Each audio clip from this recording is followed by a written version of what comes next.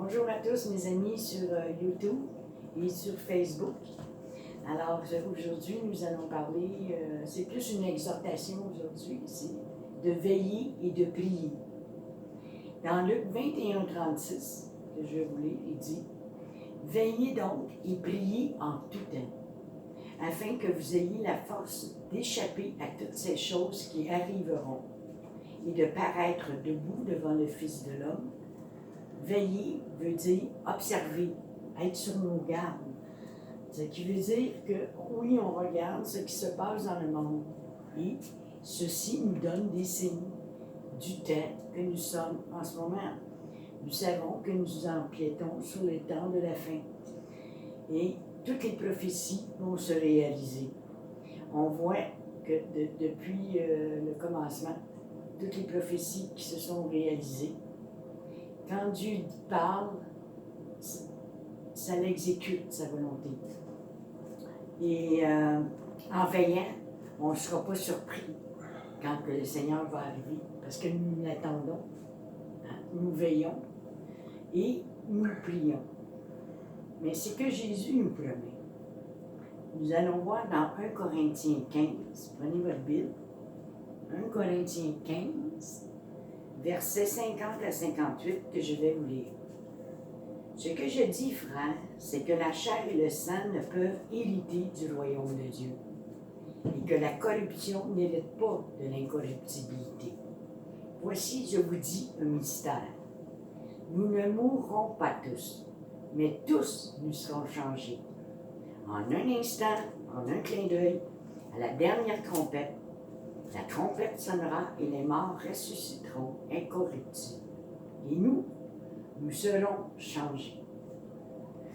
Car il faut que ce corps corruptible revête l'incorruptibilité et que ce corps mortel revête l'immortalité.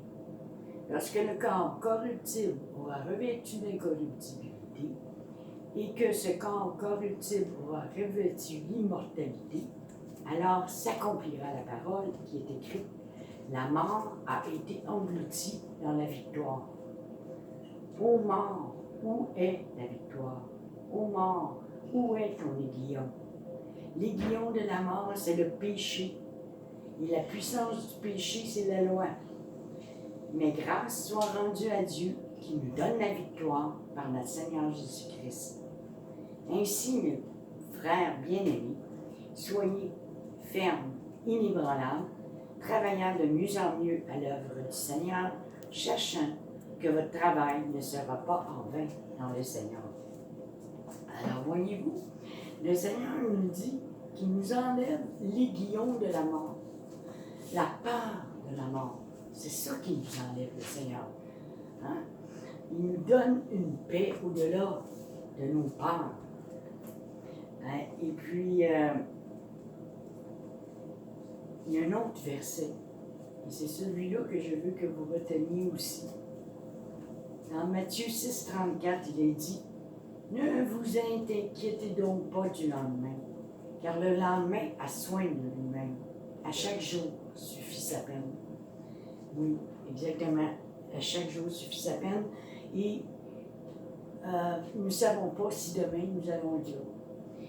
Et quand le Seigneur nous enlève l'aiguillon de la mort, c'est quand nous reconnaissons que nous sommes pécheurs, hein? Que nous ne sommes pas dans la vérité, et que Dieu est la vérité. Ce qu'il fait, c'est qu'il nous met une paix qui est durable, qui est éternelle. Il vous la donne maintenant dans notre vivant, ici, sur terre. Pourquoi? Pour être capable, comme dans Luc 21:36, il dit « Veillez donc et priez en tout temps, afin que vous ayez la force d'échapper à toutes ces choses qui arriveront et de paraître debout devant le Fils de l'homme. » Voyez-vous, il y a des choses qui vont arriver et qui ne seront pas de toute la joie. Mais nous savons que toutes les prophéties dans la Bible, de la fin des temps, cela va arriver, qu'on le veuille ou non. Alors, laissez Dieu être au contrôle de votre vie. Hein? C'est de lui dépend le souffle que nous avons de vie. Et aussi, ce que j'aimerais vous dire, c'est de prier. Priez pour votre famille, priez pour les gens autour de vous. Réunissez, si c'est possible, chez vous, faites des temps de prière, des temps de partage. Ouvrez votre bouche pour le Seigneur. Et pour les personnes qui ne connaissent pas Jésus, je vous dis, tournez-vous vers lui. Tournez-vous vers lui, faites-lui confiance dans tous les domaines de votre vie. Et je vous le dis, la peur que vous avez, même s'il y a une épidémie, même s'il y a une bombe qui nous saute dessus, nous sommes sans crainte. Pourquoi?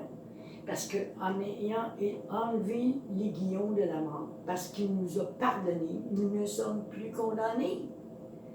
Il n'y a plus de condamnation en Jésus-Christ pour ceux qui croient en lui. Voyez-vous, on n'est plus condamnés.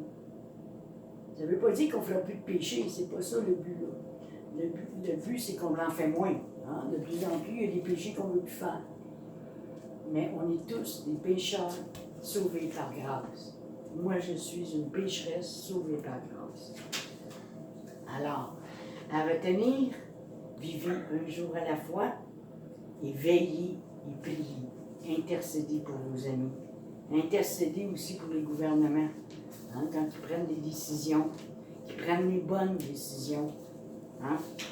On se rend compte que les décisions qu'ils prennent aujourd'hui ne sont pas toujours en faveur, comme les lois qui régissent ne sont pas toujours en faveur de Dieu. Les lois sont prises sans Dieu. Ce qu'ils ont à nous offrir, c'est un monde sans Dieu. Mais nous sommes avec Dieu. Il n'y a pas personne qui va nous enlever cet amour que nous avons pour Christ. Et aussi, un temps pour Dieu, cette année, va faire un genre d'émission sur YouTube pour amener les gens à partager ce que Jésus a fait dans leur vie. Alors, possiblement, de temps en temps, vous allez voir des vidéos de personnes que vous allez connaître à travers le monde, qui vont partager ce qu'ils ont vécu avec le Seigneur. Et peut-être que cela vous apportera le goût d'aller le rencontrer aussi. Alors, pour les personnes qui veulent faire une vidéo de partage, à ce moment-là, vous pouvez me communiquer avec moi sur mon Facebook, dans Messenger, sous le nom de Claire Dagenet. Alors, oui, tous ensemble, si nous veillons et prions, nous ne serons pas surpris lorsque Jésus paraîtra. Soyez tous bénis.